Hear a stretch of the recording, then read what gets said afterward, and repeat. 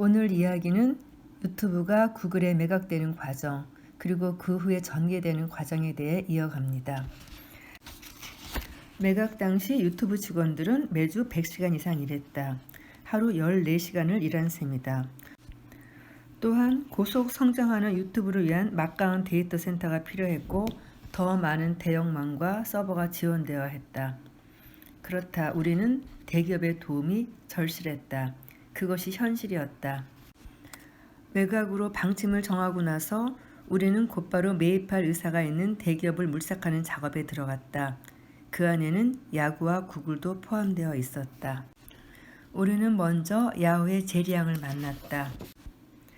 제리 양은 실로 실리콘밸리의 거물이었다. 내가 대학을 다닐 때 그가 만든 야후는 이미 미국 전역을 강타했고 유튜브는 성장이 빠르다고 해도 아직은 작은 회사에 불과했다. 그 현격한 차이 때문에 처음 제리를 만났을 때 나의 심정은 좀 복잡했다. 하지만 우리는 공통점이 많았다. 같은 타이완 출신이고 부모님으로부터 중고를 배웠으며 엔지니어로 출발해 자신의 사이트를 만들었다. 그리고 공동 창업자가 있다는 점도 같았다. 그런 비슷한 배경 때문인지 나는 알 수 없는 친밀감을 느꼈다. 야후와의 미팅은 30분 만에 끝났고 우리는 악수를 하고 헤어졌다. 특별한 일이 없는 한 이대로 계약이 성사될 수 있을 것 같았다. 나는 야후에 호감이 있었다. 솔직히 말해서 아주 많았다. 야후는 미디어 회사였고 유튜브도 그 범주에 들어갔다. 야후의 이름은 야만인이라는 뜻인데 자유분방하고 개성이 강한 이미지가 그대로 드러났다. 이 독특하고 독보적인 이름 덕에 제리 양은 추장으로 불리기도 했다. 야후는 활력, 재미, 이슈, 그리고 약간의 광기 같은 이미지로 부각되었는데 유튜브의 창업자들과도 맞아떨어지는 특징이었다. 야후 쪽으로 마음이 기운 나는 제리 양을 만난 그날 저녁에 메일을 썼다. 제리, 나는 야후가 정말 마음에 듭니다. 야후와 유튜브가 협력하게 되면 더 큰 발전을 이룰 수 있을 겁니다. 구글의 에릭 슈미트를 만나기 전이었고 구글의 마음을 뺏겨 야후를 배신하게 될 줄 몰랐던 시점이었다. 지금 생각해보면 친밀감 때문에 그 메일을 썼던 것 같다. 결과적으로 민망한 메일이 발송되고 말았다. 하지만 우리는 야후를 선택하지 않았고 그 경쟁자인 구글의 손을 잡았다. 그 후로 나는 제리 양과 연락 없이 지냈다. 2007년 어느 날 백윤혜의 파티에 처음 참석했을 때 비로소 나는 제리를 다시 만날 수 있었다. 스티브, 잘 지냈어요? 그가 먼저 웃으면서 인사를 건넸다. 하지만 나는 순간 과거의 충동적인 메일이 떠올라 겸연적인 마음이 들었다. 그러나 그는 전혀 개의치 않은 듯하다. 오히려 공식 석상에서 나를 자주 칭찬해준다. 얼마 전에 운전을 하면서 라디오를 들었어요. 타이완에서 온 젊은이가 IT 기업을 차려서 큰 돈을 벌었다는 이야기가 나오더라고요. 나는 아이고 또 내 얘기로군 이라고 생각하고 있었는데 세상에 알고 보니 스티브 얘기더군요. 제리는 마음이 넓은 사람이다. 그리고 그 후 제리와 나는 자주 연락을 취하고 육아 경험까지 공유하며 홈파티에 서로를 초대하면서 지낸다. 제리 양은 내게 일상을 공유하는 친구이자 인생의 마디마디에서 깨우침을 주는 스승 같은 존재가 되었다. 야후와 처음 미팅했던 그 다음날 우리는 같은 레스토랑에서 구글의 고위 경영진과 만나기로 했다. 앞서의 결정을 뒤집는 사건이 바로 그 자리에서 일어났다. 아침 일찍 구글의 CEO인 에릭 슈미트와 인수합병을 책임진 수석 부사장 데이비드 드러먼드가 데니스 레스토랑에 나타났다. 관례적인 인사말과 덕담이 오고 간 후 슈미트가 말했다. 기사의 엔지니어들이 너무 바빠서 무너지기 직전이라죠. 우리 구글이 뭘 좀 도울 일이 없을까요? 그의 분명한 논리와 성의 있는 태도 때문이었는지 아니면 다른 이유가 있었는지 모르지만 나는 곧바로 이 기업 총수에게 친근감을 느꼈다. 지금까지도 나는 슈미트를 내 평생 만나본 가장 뛰어난 CEO라고 생각한다. 그가 없었다면 천재들과 기발한 발상으로 넘쳐나는 구글이라는 이 흥미로운 회사가 지금처럼 잘 굴러가지 못했을 것이다. 구글이 유튜브를 살 것인지에 대해 나는 아무런 확신이 없었다. 그들이 유튜브를 원하는 이유를 제대로 이해하지 못했기 때문이다. 그러면서 나는 줄곧 우리에게 부족한 것만 생각했다. 우리는 돈이 부족했고 서버가 부족했고 대형망과 직원도 부족했다.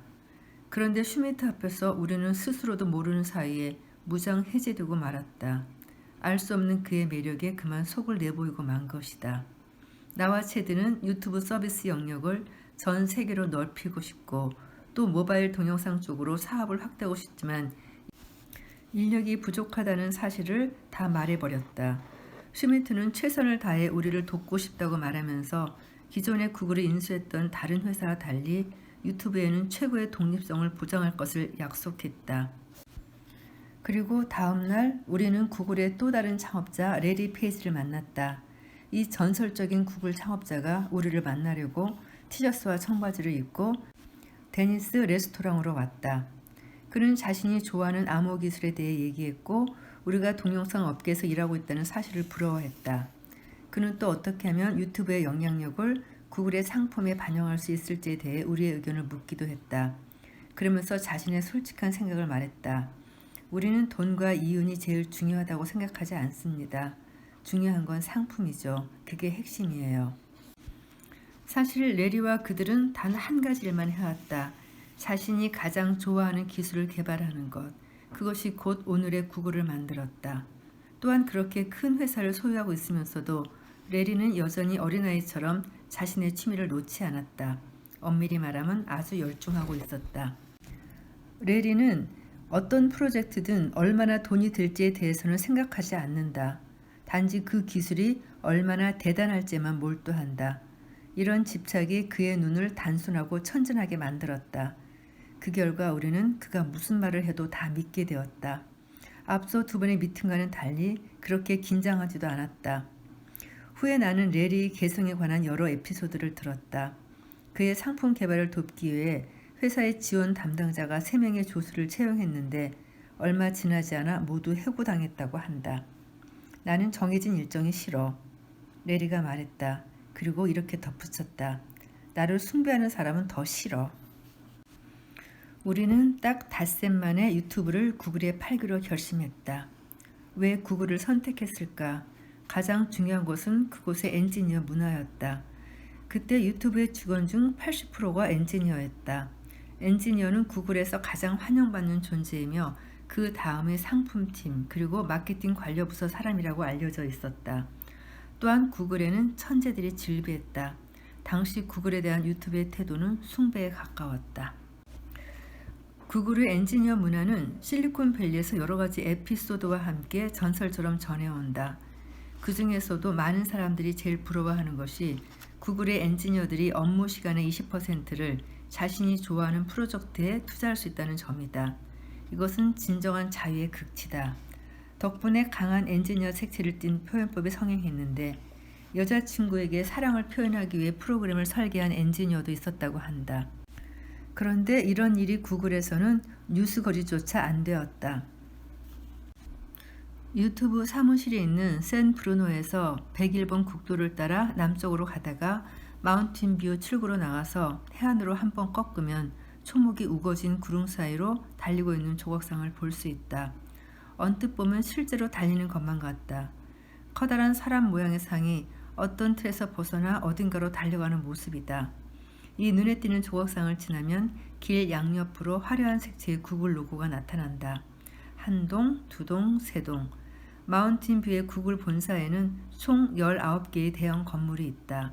건물들은 모두 잔디밭에 둘러싸여 푸르른 나무숲과 잘 어우러져 있다. 잔디밭에 삼삼오오 누워있는 자전거에도 빨강, 노랑, 파랑이 들어간 구글 로고가 그려져 있다. 후에 구글 캠퍼스 속의 자료를 보고 직원들이 이동하는 데 편히 탈 수 있게 놓아둔 자전거라는 것을 알았다. 관목들 사이로는 거대한 공룡뼈 조형물이 설치되어 있는데 무심히 보다가는 5, 6m 정도의 긴 꼬리에 놀라기 십상이다. 그 옆에는 또 비치발리볼 구장이 있어 흰색의 인공모래가 찬란한 빛을 뿌린다. 하늘에 보기에도 마음이 즐거워지는 구글 캠퍼스는 실리콘밸리에서 가장 유명한 관광 명소의 하나가 되었다. 예약을 하면 일반인들도 구경할 수 있는데 처음으로 구글을 방문한 나 역시 여느 관광객과 마찬가지로 구경하기에 바빴다. 요것도 제 버킷리스트에 올려놔야겠어요. 점심시간이 되자 건물 밖 잔디밭에서 직원들이 왁자지껄하게 오찬을 즐기기 시작했다. 파라솔 밑에 앉아 점심을 먹는 사람, 잔디밭에 자리를 깔고 햇빛을 즐기는 사람도 있었다. 누가 데려왔는지 모르지만 영리하게도 잔디밭 옆쪽 회랑의 시원한 그늘 아래서 낮잠을 자는 개도 있었다. 나는 구글이 애완동물을 데리고 출근할 수 있는 회사라는 것을 익히 들어서 알고 있었지만 직원 사랑이 그 애완동물에게까지 뻗쳐 있는 줄은 미처 몰랐다. 새 역시 구글 캠퍼스에서 존중받는 동물이다. 구글 캠퍼스에는 잡초가 무성한 계곡을 건너는 나무다리가 있는데 다리 양옆으로 스릴러의 대가 히치콕의 옆모습이 그려진 종이 2장이 붙어 있다. 종이에는 이 새들을 조심하라는 스릴러풍의 문구가 적혀 있다. 영화 거장하게 보내는 존경의 표시이기도 하고 익살스러운 분위기를 연출하려는 의도이기도 하다. 물론 환경을 보호하려는 의미도 담고 있다. 히치콕의 오래된 영화죠. 새. 저도 어릴 때 본 적이 있네요. 43호 건물 로비에 들어서면 천장에 매달린 커다란 우주선과 마주한다. 우주를 비행했던 실제 우주선의 복제품이라고 한다. 감탄 어린 시선을 옆으로 돌려보면 이내 8개의 액정 화면으로 둘러싸인 구글 어스 구역에 들어온다. 간단한 마우스 작동만으로도 입체 영상으로 세계 일주를 할 수 있다. 또 신기한 모형의 회의실을 볼 수 있는데 모두 친환경 재료로 만들어졌다고 한다. 네모 반듯한 작은 방으로 이루어져 있고 안에 알록달록한 색깔의 등받이 의자가 가득해서 마치 텐트 속으로 들어간 듯한 느낌을 준다.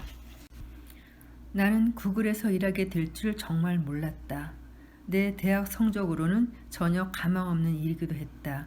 구글맨들은 대부분 하버드, 스탠퍼드, MIT, 카네기 멜론 출신으로 박사 혹은 석사 학위를 가지고 있었다. 그에 반해 유튜브맨들은 대학 중퇴자가 대다수였다. 우리는 구글에서 새삼 인생의 행운을 만끽했다. 구글은 유튜브 직원들을 따뜻하게 대해주고 충분한 자유를 주었다. 구글은 샌브루노 사무실의 인테리어까지 도와주었다. 인테리어 담당자는 오자마자 이렇게 말했다. 전적으로 여러분의 뜻에 따르라는 지시를 받았어요. 또 유튜브의 문화가 사무실에 녹아들 수 있게 하고 구글과 유튜브 구역을 최대한 구분하라고 하셨죠. 유튜브가 구글의 인수됨과 거의 동시에 우리는 이사를 했고 새 사무실은 의류 브랜드인 갭의 창고 건물이었는데 적막하기 그지없었다. 이때 구글이 전문가들을 파견하여 우리 기호에 맞게 인테리어를 해준 것이다. 하지만 우리는 몇 달 만에 다시 길 건너편으로 이사를 해야 했다. 빠른 성장으로 공간이 부족했기 때문이다. 그곳은 4층 높이의 꽤 큰 건물로 역시 같은 갭의 의류 창고였다.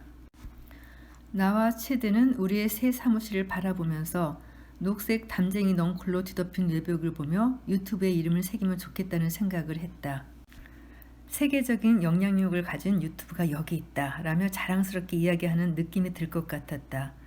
하지만 로고를 드러내면 세인의 입목이 집중될 것이고 만에 하나 유튜브에 불만을 품은 누군가가 공격해올 가능성도 배제할 수 없었다. 우리는 절충안을 택했고 유튜브라는 글자를 회백색으로 디자인하고 부조로 만들어 담쟁이 넝쿨 사이에 보일락 말락하게 부착했다. 사무실의 인테리어는 후에 건축 잡지에 소개될 정도로 뛰어났다. 건물 지붕은 잔디를 비롯한 각종 숨쉬는 식물들로 가득해서 여름에도 에어컨이 필요치 않았다. 2층의 소회의실은 천장부터 바닥까지 통유리로 되어 있어 불을 켜지 않아도 되었고 커다란 액정 화면 등 원격 회의 설비가 완비되어 세계 각지의 구글 사무실과 언제든 연락을 취할 수 있었다. 이 외에도 유튜브의 사무실에는 다양한 디지털 설비들이 가득했다. 시대별 아이폰과 각종 휴대전화, 게임기와 셋톱박스가 있었고 때마다 최신 기기들이 설치되었다. 1층 대회의실은 원형극장 모양을 하고 있었는데 한쪽 벽에는 상감을 해서 유화로 덧칠한 커다란 유튜브 표식이 있었다. 우리의 회의실들은 이름도 재미있게 지어졌다. 직원들의 취향에 따라 처음에는 유튜브 동영상의 스타들로 명명되었다가 나중에는 게임 제목으로 바뀌었다. 나와 체디의 사무실 바로 옆에 있는 회의실은 팩맨, 그 옆에 회의실은 혼드라였다. 또 어떤 회의실 벽에는 직원이 설계한 포스터를 붙여놓았는데 100개의 유명 동영상 콘텐츠의 라벨이었다. 대뇌의 회로 모양으로 만들어진 포스터는 인간의 머릿속에 있는 다양한 취미에 대한 상관성을 상징했다. 1층 식당은 밖으로 화원 그리고 작은 동산과 연결되어 있어 점심시간이면 직원들이 소풍을 즐길 수 있었고 지하에는 작은 수영장도 있었다. 최대의 미니 골프장은 2층의 한쪽 공간을 차지하고 있었다. 다른 모서리는 일부러 비워두고 3층에서 2층으로 연결되는 곳에 붉은 미끄럼틀을 놓았다. 아주 거대한 미끄럼틀이었다.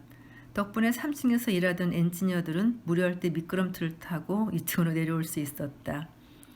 무료 간식을 제공하는 커피숍은 구글의 오랜 전통이었다. 이 간식에는 갖가지 초콜릿이 포함되어 있었고 큰 받침대 가득 먹을거리가 넘쳤다. 그 옆에는 음료를 넣어놓은 냉장고와 커피 머신이 있고 직원들에게 인기 있는 테이블 축구도 있었다. 그래도 안마실의 인기는 따라갈 수 없었다. 구글은 매우 엄격한 채용 방식을 갖고 있었고 구글에 채용되기까지는 얼마나 기다려야 하는 곳인가에 대한 수많은 일화가 있다. 실제로 수차례 면접을 본 후 8개월이나 기다린 사람도 있다고 한다. 시간이 흐르면서 나와 채들은 구글의 채용 방식을 더욱 신뢰하게 되었다. 그 메커니즘으로 구글 직원들은 탁월한 자질을 가진 사람들로 채워졌고 사내에서 자유롭고 유쾌한 교류를 유지했다. 구글 캠퍼스에 갈 때마다 잔디밭에 앉아 잡담을 나누고 있는 사람들을 보는데 그들과 안면이 없고 그 사람의 배경이 어떤지 알지 못해도 얼마든지 어떤 주제로든 대화가 가능하다. 직원들의 전체적 소양이 높기 때문에 회사 내부에서 나만 잘났다식의 우월주의로 인한 갈등이 일어나지 않는다. 구글에서는 모두가 서로를 존중했다. 아마도 높은 채용 기준이 만들어낸 분위기가 아닌가 싶다. 언젠가 구글의 CEO 에릭 슈미트는 공개적으로 유튜브 매각에 대해서 이렇게 평가를 내린 적이 있다. 유튜브는 사용자 증가 속도가 아주 빠르지만 수익이 없는 회사입니다. 하지만 일반적으로 인수합병을 할 때 거래 가격은 그 기업의 재무 구조나 현금 흐름이 아니라 얼마나 그 회사를 사고 싶은지에 따라 결정되는 것입니다. 우리가 16억여 달러를 지불하고 유튜브를 인수한 것은 폭발적으로 회원을 늘린 유튜브의 성공을 공유하고 싶었기 때문입니다. 당시 언론은 구글이 16.5억 달러를 두고 유튜브를 인수한 일을 바가지가 썼다는 식으로 표현했다. 지금 다시 계산해 본다면 분명히 구글이 거저 얻었다라고 말할 것이다. 그래서 나는 한동안 언론의 비평이 너무 싫었다. 그리고 구글의 선택이 옳았다는 걸, 또 슈미트가 우리에게 보인 관심이 헛되지 않다는 걸 증명하고 싶었고 어떻게든 성과를 내서 그에게 보답하고 싶었다. 구글에 들어간 후 내가 제일 먼저 하고 싶었던 일은 유튜브를 각국의 언어로 번역하는 작업이었다. 전 세계 유튜브를 보급해 더 많은 사람들이 인터넷 스타 대열에 합류하기를 바랐기 때문이다. 그런데 그때 구글의 기존 상품은 이미 글로벌화가 완성된 상태였으며 그 방대한 내부 자원을 둘러본 나는 대체 어디서부터 손을 대야 할지 엄두가 나지 않았다. 하지만 구글은 유튜브의 글로벌 전략을 적극 도왔고 그 효율은 매우 높았다. 2007년 6월 유튜브는 영국, 브라질, 포르투갈, 프랑스, 아일랜드, 이탈리아, 일본, 네덜란드, 폴란드, 스페인 등 10개 국가에서 서비스를 시작했다. 또한 유튜브는 51개 언어로 자동 번역이 가능한 시스템을 갖추었다. 유튜브의 무대가 세계로 확장되면서 더 많은 사용자들이 몰려들었고 콘텐츠는 날로 화려해졌으며 유튜브의 영향력도 어마어마하게 커졌다. 일종의 선순환 시스템이 정착된 것이다. 그런데 혹시 그런 경험이 있는가? 가장 행복하고 희망에 넘치던 순간에 갑자기 나락으로 떨어지거나 성공에 잔뜩 도취했을 때 갑자기 누군가가 찬물을 끼얹는다. 그리고 운명이 내 귓가에 속삭인다. 지금 내 노력과 성공, 행운은 곧 널 떠날 것이다. 그것도 아주 빨리. 2007년 나는 뇌종양 판정을 받았다. 병명은 혈전성 거대 동맥류. 죽음이 눈앞에 와 있다는 생각이 들었다. 만약 내가 가진 모든 걸 언제 잃을지 모른다면 그럼 나는 이제 뭘 해야 할까? 미친 듯이 누리고 즐기면서 가진 돈을 다 써야 하나? 아니면 죽을 듯이 일을 하며 뇌종양을 잊는 게 나을까? 아니면 빨리 애인을 만들어야 할까? 아니면 어딘가에 숨어서 명상을 해야 하나. 그 어떤 것도 지금의 내겐 부질없게만 보였다. 한 달 후면 나의 29번째 생일이었다. 나에게는 시간이 별로 없었다. 최대한 일을 줄였지만 이리저리 비행기를 타야 하는 일이 많았고 각국의 엔지니어들과 유튜브 서비스 개시에 필요한 서비스나 대형망 지원 등을 논의해야 했다. 너무 바쁜 나머지 고민할 시간조차 없었다. 나는 약물 치료를 선택했고 계속 스스로를 위로했다. 1년여 시간 동안 나는 약물을 복용하며 언제 일어날지 모르는 발작에 대비했다. 그 기분은 악몽 그 자체였다. 시간이 흐르면서 이런 걱정은 점차 짜증으로 변했다. 내 남은 시간이 언제든지 사라질 수 있다면 그래도 나는 이렇게 열심히 일을 해야 할까? 그런 생각이 들면서 나는 업무를 대폭 줄였고 생활을 즐기기 시작했다. 지금도 6개월까지 병가를 내준 구글에 감사한다. 바로 그 기간에 지금의 아내를 만났고 우리는 반년 후 결혼에 골인했다. 그런데 또 그 일이 터지고 말았다. 2008년 11월 나와 아내는 부모님과 함께 추수감사절을 보내기 위해 LA로 갔다. 그리고 나는 아침에 또다시 병원 응급실에서 깨어났다. 수술만큼은 제발 안 하고 싶었지만 나는 결국 2009년 1월 31일 수술실에 들어갔다. 그리고 수술은 성공적이었다. 나를 괴롭히던 병원은 순조롭게 제거되었고 그 후로 나는 더 이상 알 수 없는 혼절을 겪지 않았다. 하지만 아쉽게도 한 가지가 내 곁을 떠났다. 바로 일에 대한 열정이었다. 수술 후에 나는 나 자신을 위한 휴가를 주었다. 그리고 병마와 휴식이 나를 일깨워 주었다. 내 마음을 위해 살아야 한다는 것을, 죽음의 위협에서 벗어날 수 없다면 가장 좋아하는 일을 위해 사는 게 맞다는 것을, 어차피 죽을 운명이라면 말이다. 운명의 그날이 오기 전에 나는 내 시간을 붙들고 싶었다. 나중에 돌이켜보니 이 모든 생각이 구글을 떠나기 위한 징조가 아니었나 싶다. 2011년 7월 석양이 기울고 있을 때 나와 기자, 회사의 인턴 사원은 함께 사무실을 나섰다. 그리고 내가 왜 실리콘밸리의 샌머테이오에서 새 삶을 시작하게 되었는지 얘기했다. 도중에 우리는 철도 건널목을 건너서 건너편으로 가야 했는데 나는 일부러 걸음을 멈추고 건널목 한가운데 섰다.